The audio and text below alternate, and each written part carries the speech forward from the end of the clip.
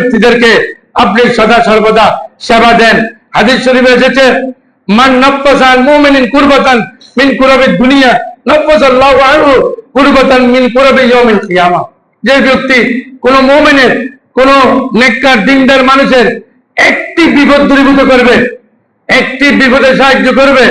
আল্লাহ রাব্বুল আলামিন কিয়ামতের ময়দানে তাকে মহাবিপদ থেকে আল্লাহ রাব্বুল আলামিন রক্ষা করবেন। ওয়া মান ইয়াসসারা আলা মুসরিন, কোন গরিব দুঃখী মানুষকে যে সাহায্য করবে, কথাবার্তা দিয়ে হোক, ঘর বাড়ি দিয়ে হোক, জায়গা জমি দিয়ে হোক, টাকা পয়সা দিয়ে হোক, যে যেভাবে পারে সাহায্য করবে,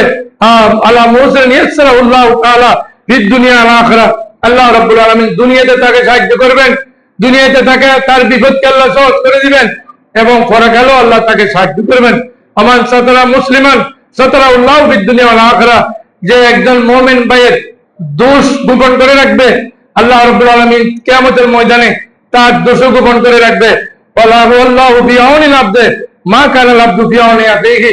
যে বান্দা